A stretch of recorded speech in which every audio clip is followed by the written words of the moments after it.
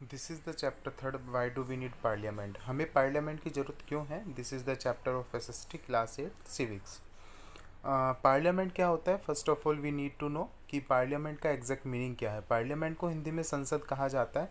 Parliament एक ऐसा building है जहाँ पर सारे मिनिस्टर्स एक साथ बैठ के डिसीजन लेते हैं जो लोगों के वेलफेयर में काम करता है।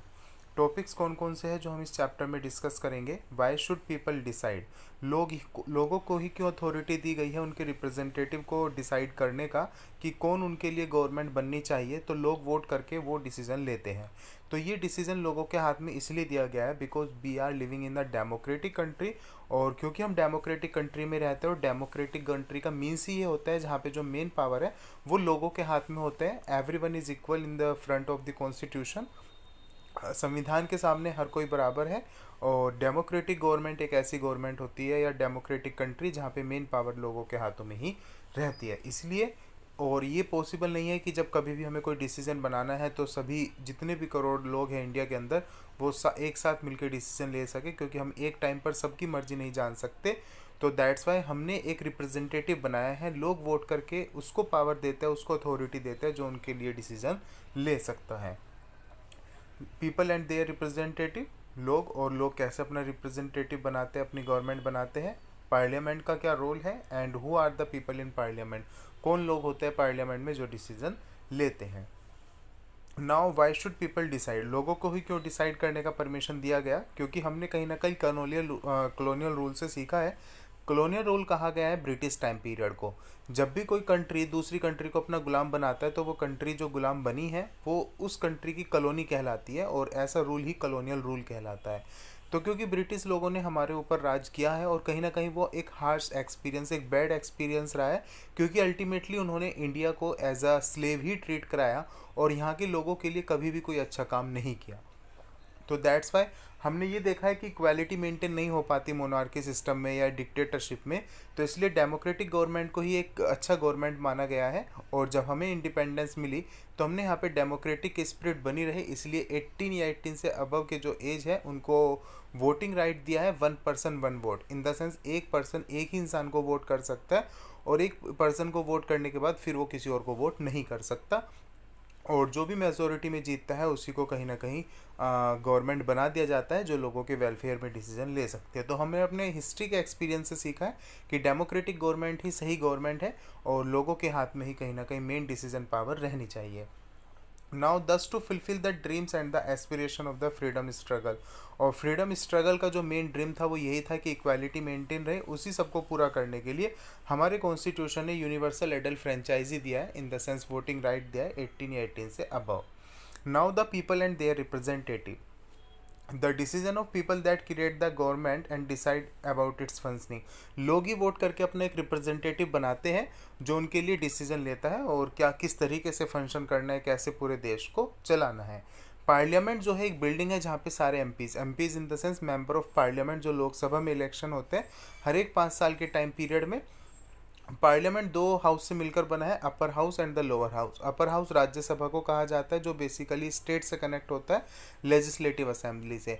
और लोकसभा को लोअर हाउस कहा जाता है जो एमपी यानी कि मेंबर ऑफ पार्लियामेंट से कनेक्टेड होता है, जिसकी टोटल कॉन्स्टिट्यूएंसीज जो है हमारे इंडिया के अंदर कॉन्स्टिट्यूशन में मेंशन है कि 552 है, जिसमें 530 स्टेट्स के लिए है, 20 यूनियन टेरिटरी और 2 एंग्लो इंडियन उनको कहा जाता है उन पर्टिकुलर कॉन्स्टिट्यूएंसीज को जो एंग्लो इंडियन लोगों के लिए रिजर्व है कि वहाँ से जो रिप्रेजेंटेटिव उठेगा वो एंग्लो इंडियन ही होना चाहिए। Anglo Indian in the sense कि ब्रिटिश कुछ लोग यहाँ पे रह गए थे इंडिपेंडेंस के बाद भी, ब्रिटिश लोग, और जो उनकी नई जनरेशन पैदा हुई जिसमें उसकी एक सिंगल पेरेंट मदर हो सकते हैं और एक दूसरा पेरेंट इंडियन हो सकता है, या एक ब्रिटेन से बिलोंग करता हुआ एक ब्रिटिशर हो सकता है और एक इंडियन हो सकता है। तो दैट्स वाई वो एंग्लो इंडियन कहलाते हैं।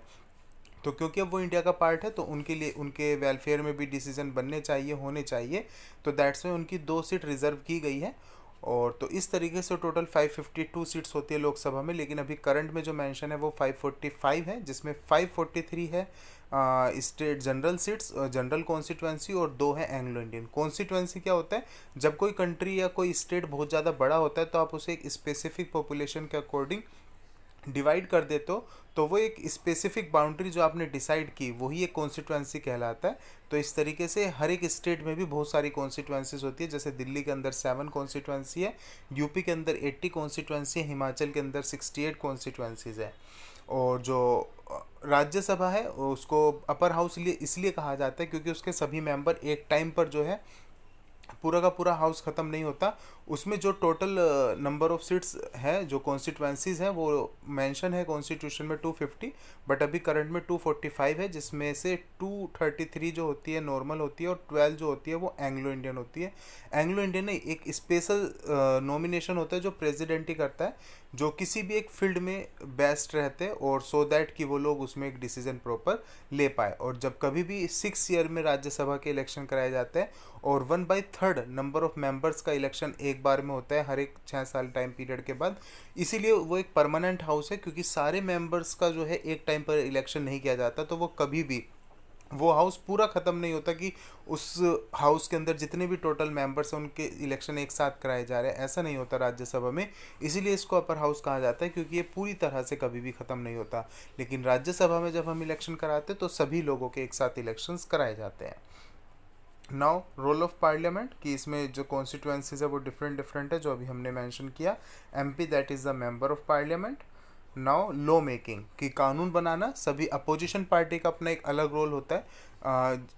जब कभी भी कोई पार्टी मेजोरिटी में जीतती है 50% से ज़्यादा सीट्स पर आपको जीतना होता है और फिर वही पर्टिकुलर पार्टी गवर्नमेंट बनाती है। लेकिन जो अदर कॉन्स्टिट्यूंसी से एमपी या एमएलए बनते हैं लेकिन उनकी पार्टी मेजोरिटी में नहीं आई है, तो उस टाइम पर वो अपोजिशन पार्टी का काम करते हैं कि जब कभी भी रूलिंग पार्टी कोई डिसीजन लेगी तो उनमें अगर कोई नेगेटिव एक्सपेक्ट है तो अपोजिशन पार्टी उसको सामने लेकर आती है।